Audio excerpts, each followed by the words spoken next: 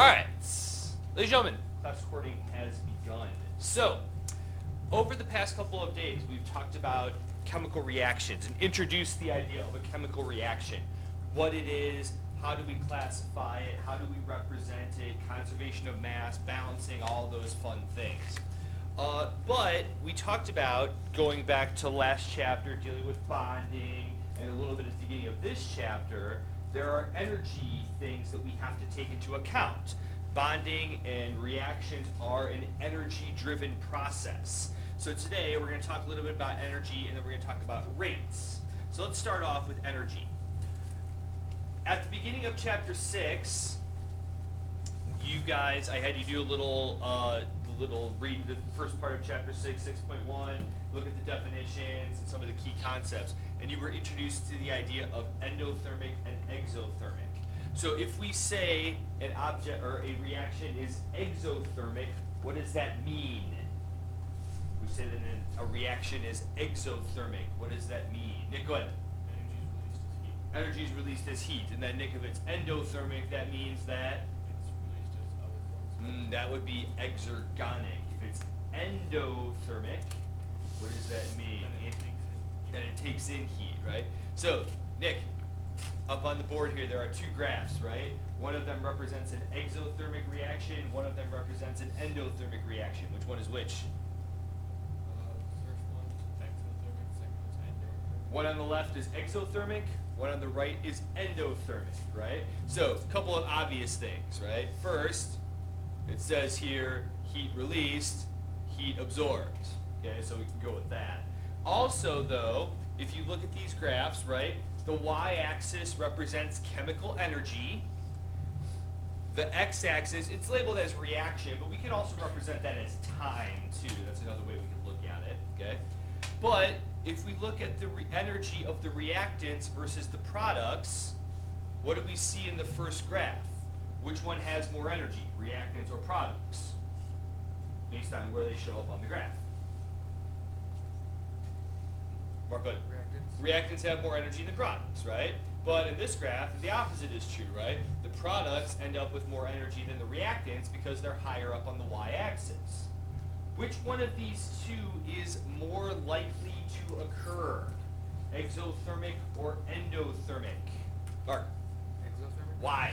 Because it's getting to a lower energy state. It's getting to a lower energy state, right? We said that's pretty much the gist of bonding, right? That's why bonding happens.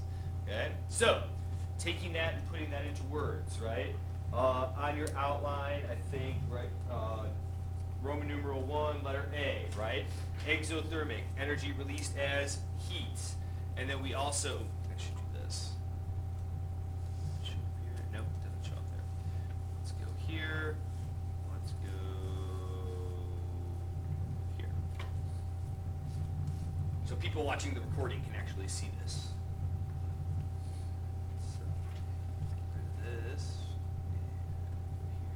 So, Roman numeral number 1, energy released as, energy and change the matter. Exothermic, energy released as, we said, heat, right? Exergonic, energy released in forms other than heat. We talked a little bit about that during the first part of chapter 6. We said what would be an example of a reaction that releases energy in something other than heat. You remember from our discussion last week, Nick? Lighter sound, right? So an example of that might be what? Glow stick, right? Where energy is, reacting. Those two things are coming together, and then, goes. Okay.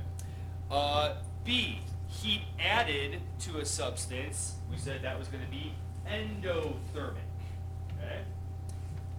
And then along those same lines, just following the pattern, something that's endergonic, energy in a form other than heat is added to a substance.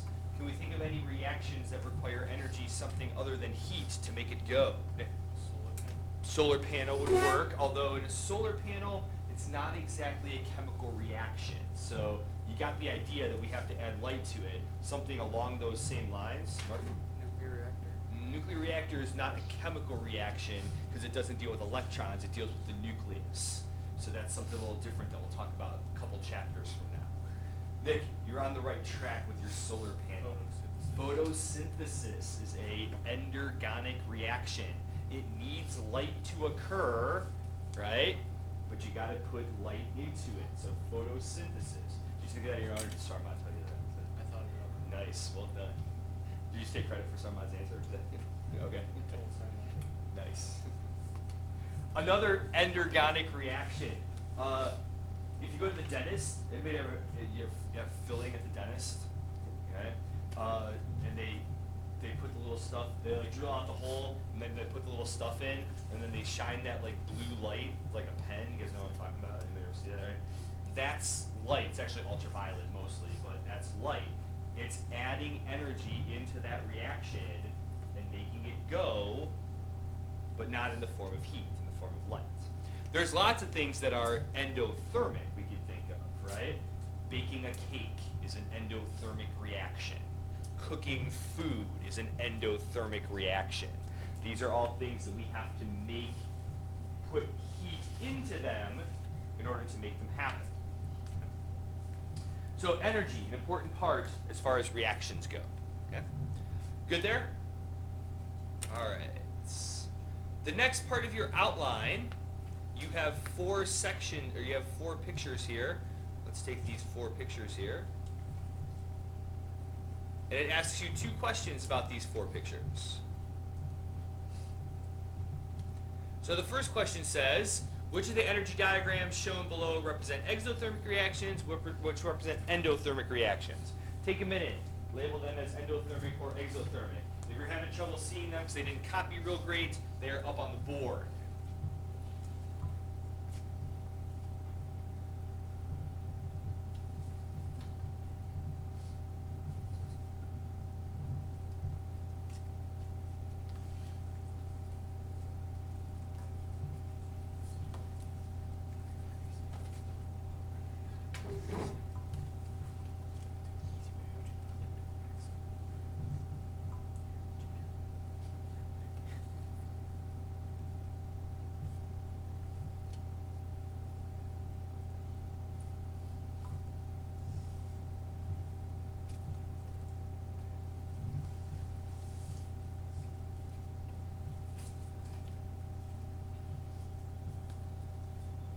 Sorry, labeled one wrong. My bad. All right, so we okay with those 4? Good there? The next question is a little bit harder, although if we think about what it means, hopefully we'll be able to go with it. All right? So it says, which of the reactions is the most likely to occur? And how do you know? First, we can eliminate 2 possibilities in the most likely category pretty much right away.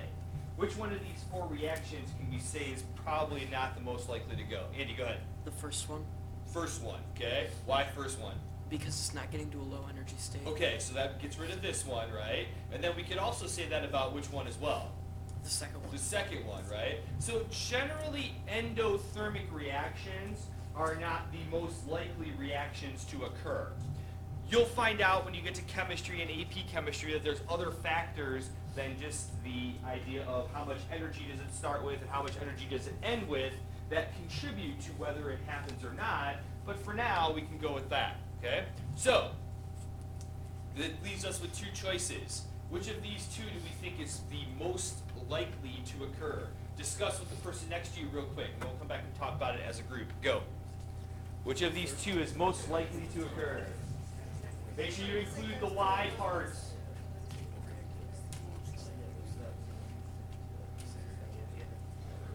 It starts at a high energy state, goes to a low one. Fourth one starts at low and it's a low.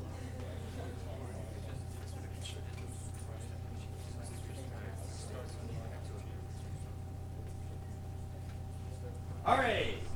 So, which one of these reactions do we think is probably the most likely to occur? Eris, go ahead. The third one? Probably the third one. Okay, Eris, why do you think it's the third one? Because it says the highest energy state out of those 2, and the higher energy states are more desperate Okay, so if we look at, so Eris, in order to do this, what did you have to do to come to this answer? What did you do physically, or that's a bad word, but what did you look at? Well, comparing those two, the last one starts at a lower energy state Okay. than the first one. So you were looking at the energy state of what? The reactants. And The product. products, right? So you're looking at the change in that energy, right? This one shows a much greater change in energy than this one does, from a higher state to a lower state. So this one is probably the most likely to occur. There's one other factor that we could look at. If you look, I'm sorry, write that down. Go ahead.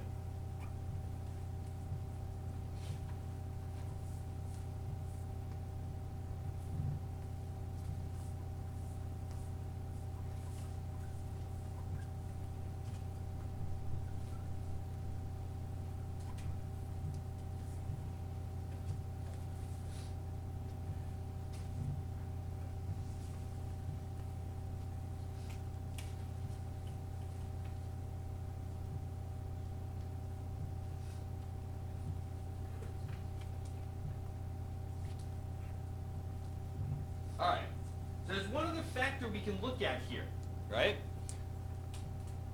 Are we familiar with the term spontaneous? Yes, no, maybe. Give me like a okay.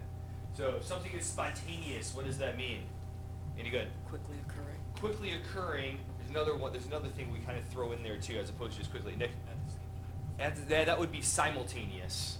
What else? Unexpected. Unexpected, maybe more. What I'm kind of looking for is like on its own, right? That it happens without us really doing anything. Okay.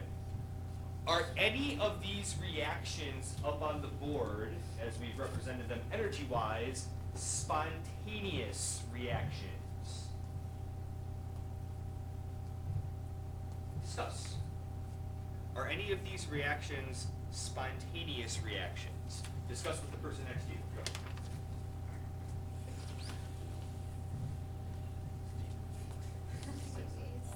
Maybe the second. I don't know why, because it was up in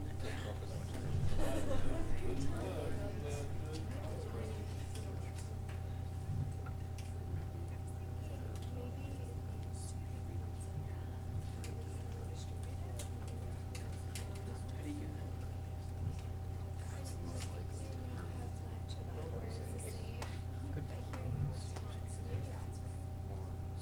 Okay, so let's talk. In all four of these graphs relating to the energy of this reactions, what is the first thing that happens to the energy in all four of those graphs? How's that hand? Go ahead. It goes up, right? Connor, do things pick up energy on their own? No, right? That's not a spontaneous thing for things to do, right? Things want to get to lower energy states, not higher energy states, okay? So in all four of these graphs, the first thing that happens to the energy is that it goes up, right? None of these reactions are what we would call spontaneous reactions. We have to add energy of some kind in order to make it happen. If you put hydrogen and oxygen in a room together, they won't spontaneously make water. You have to kind of give it a little push, okay? This reaction here, we said, is most likely to occur because there's a big difference between the reactants and the products. So there is much more of an energy advantage to be in the product state than there is in the reactant state.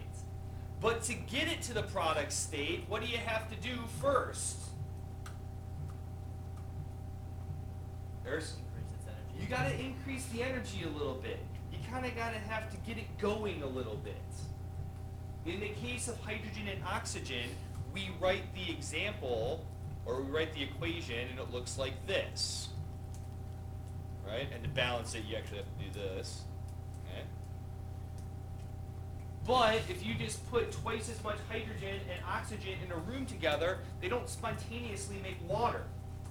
But if you light a match or set off a spark to add a little bit of energy, there is a big then release of energy, because water is actually a more stable state than these two are individually. Okay? But it doesn't happen on its own. You kind of have to give it a little push. Okay? That little push, this increase at the beginning of the reaction, we refer to as the activation energy. That little increase at the beginning, even of an exothermic reaction, we have to put a little bit of energy into it, and then a lot of energy gets released.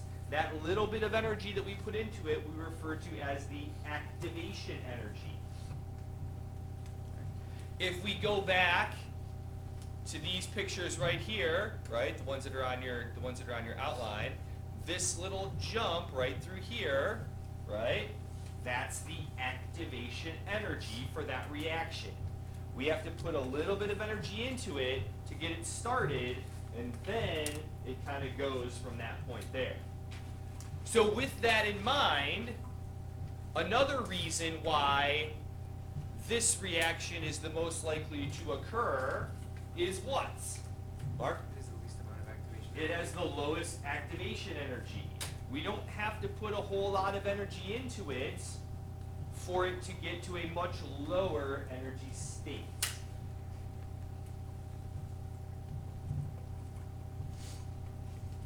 Alright, so today, right, first part of the chapter we talked about what reactions were and how we represent them and types of reactions that are out there. Today we started looking at the amount of energy that's involved and how likely are these reactions to occur. We can write it on a piece of paper. Does that mean it really happens? And that gets into these ideas of activation energy and the changes of energy from the beginning to the end. Good there? We'll talk about rates at the beginning of class tomorrow before lab. So take a look at the calendar. There are some questions that go along with our discussion for today. Some of them might be related to rates, so if you come across those, don't worry about that. There's a little bit of reading that talks about rates of reaction and energy and stuff like that.